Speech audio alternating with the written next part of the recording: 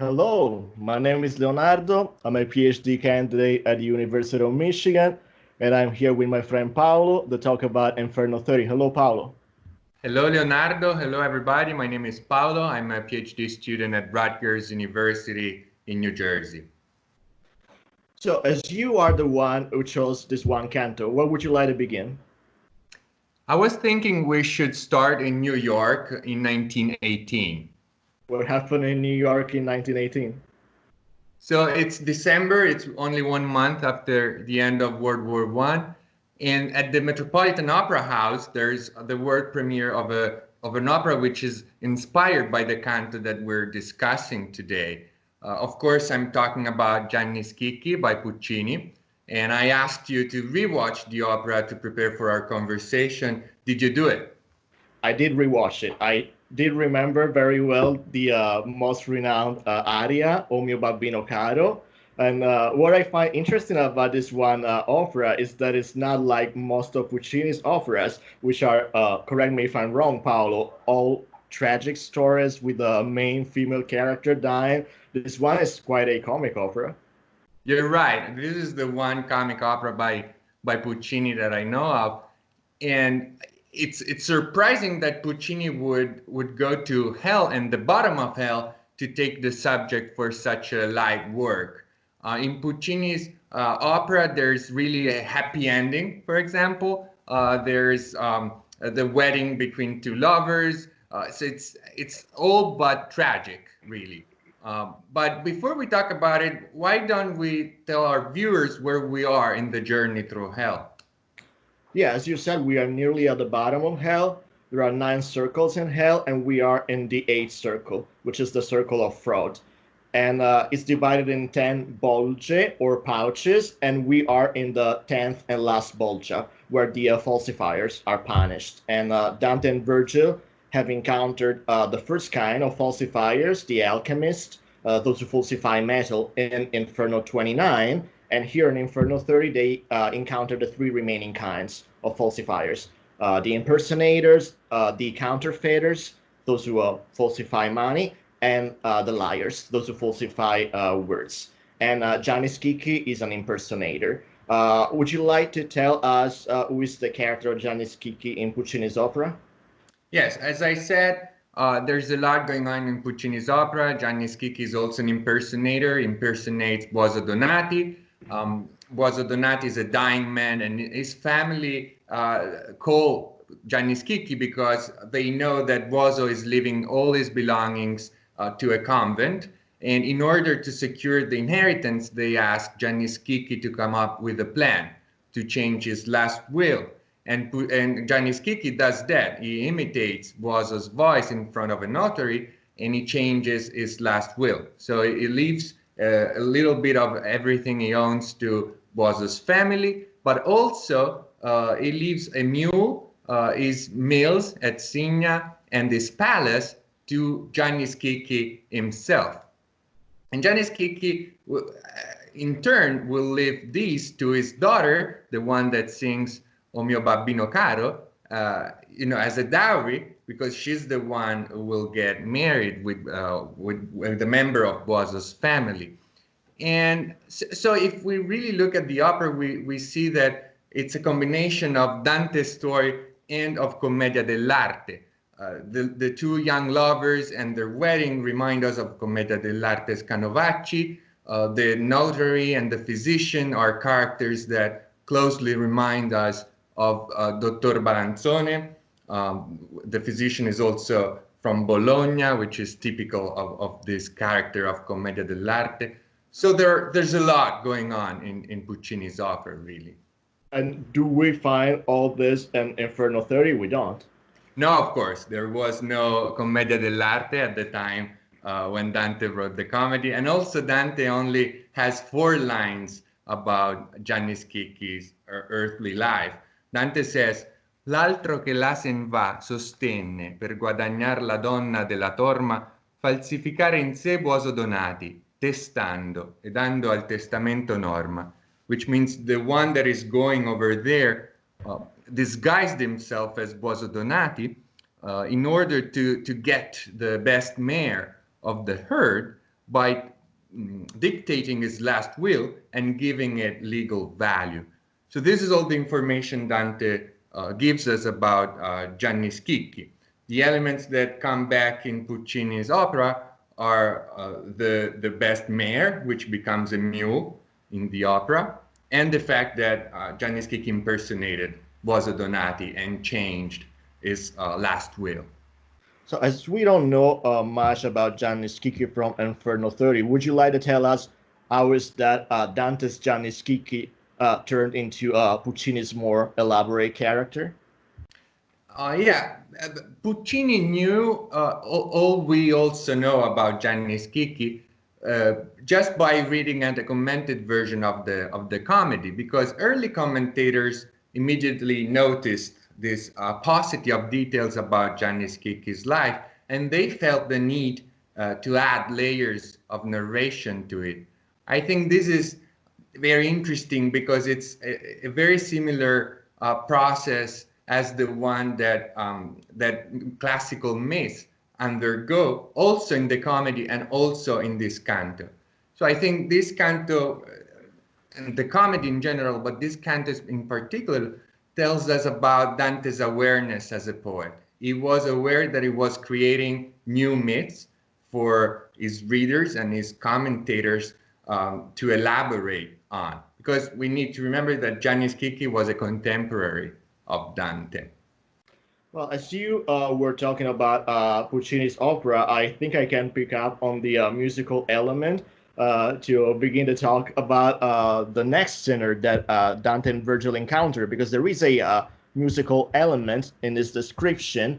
Dante says that he saw a sinner with the shape of a lute if we were to ignore his legs. Io vidi un fatto a guisa di leuto, purché gli avesse avuto l'anguinaia tronca dall'altro che l'uomo ha forcuto. So I saw one who would be fashioned like a lute if he had only had his groin cut off from that part of his body where it forks, so if he had no legs. And we soon find out that this lute-shaped soul is Master Adam, and he has a swollen belly caused by dropsy, and his distended belly makes him look like a lute. And as you are much more familiar than I am with musical instruments, would you like to say something about the image of the lute? Yes, I do not have a medieval lute with me, but I do have a mandolin, which belongs to the same family of instrument as the medieval lute. Basically, you need to imagine a bigger version of the instrument, of this instrument, in order to have an idea of what a medieval lute might look like. And this is a fascinating simile, I think, because Dante is describing a human body as a musical instrument, so as an object, so as something that it is not.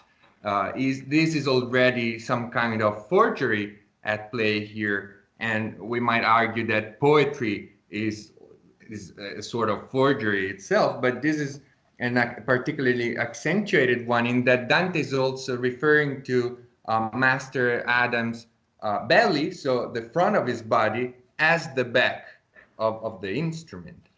So there is a sort of counterfeiting here at play, a reversal of perspectives, which is typical of falsifiers. They show you something and claim that that is something else, which is what Dante is doing here.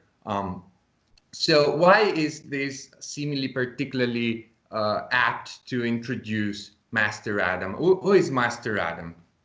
Well, we know by his own admission that he was burned at the stake in Florence for having falsified the gold florin, and he claims that he obeyed to the orders of the Counts Guido, Aginolfo, and Alessandro. And you mentioned the florin. It's, of course, the coin of the city of Florence. Does it have some sort of social symbolic value?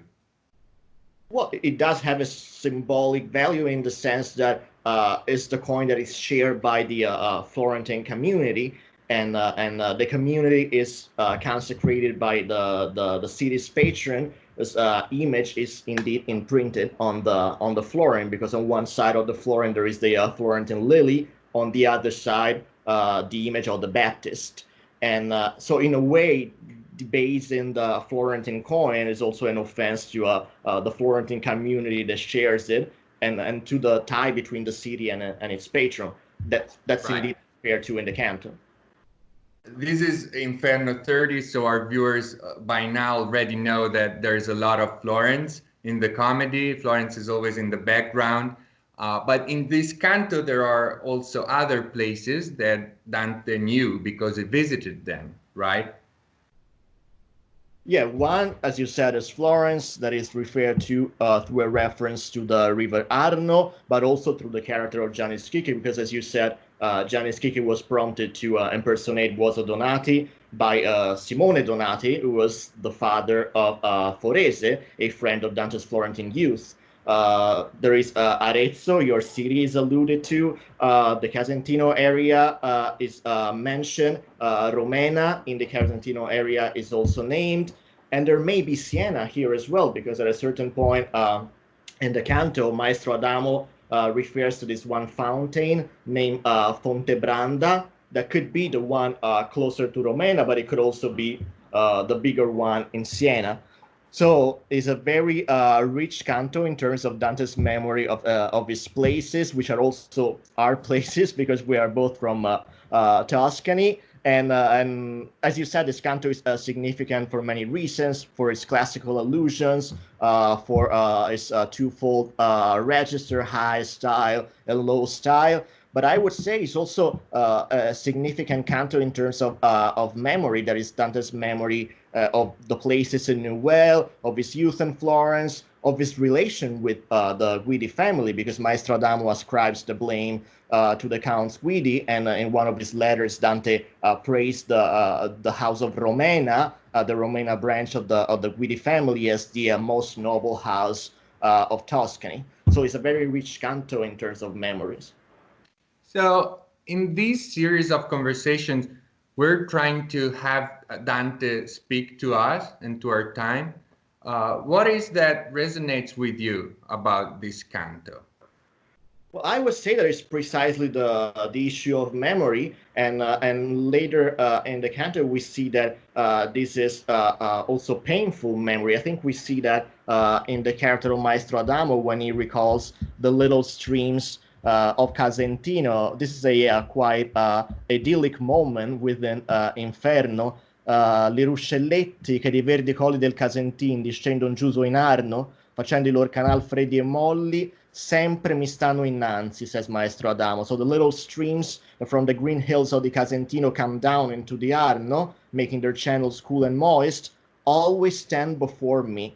And he goes on to say, e non indarno, and not in vain, for their image, l'immagine loro, vi è più m'asciuga che il male ond'io nel volto mi discarno. Their image is drying me up far more than the disease that is robbing my face of the flesh.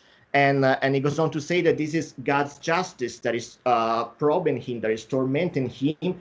God took occasion from the place where he sinned to make him suffer even more. And some say that these little streams are making Maestro Adamo suffer because he becomes even more thirsty. He has this perennial thirst that is caused by dropsy, and the image of the ruscelletti is making him more thirsty than he already is. Some say that it's a reference to Eden and to Adam's fall because of the name Adamo, and because this landscape is quite peaceful and nearly Edenic. As for me, I've always read it as memory of what we can assume was a happy time that is lost and irretrievable. So Maestro Adamo here would be saying what other characters in Inferno say, like Francesca and Count Ugolino, that memory damns, that memory is a further punishment or is part of the punishment. And as you said in our series of conversations, we are talking with Dante in our time. So if I were to say what resonates with me in this particular time, I would say it's the issue of memory. We are inclined to remember a happy time that is hopefully not irretrievable, but we remember places that we don't that we can see now. Like you are in Arezzo, your hometown. I'm not in Florence, which is my hometown. I'm in Michigan now, and I hope to be back in Tuscany soon. And So this what is particularly hard for you. it is hard, but I'm holding on, and I hope to see you there soon. And what about you? What is that resonates with you? What do you think in this canto is like significant and relevant today, and maybe in this particular moment? Well, I think, well, this is a canto, the canto of forgery, of falsifiers, counterfeiters. And I think forgery is one of the most typical crimes of our time. When I reread this canto, I was thinking of fake news, deep fake videos.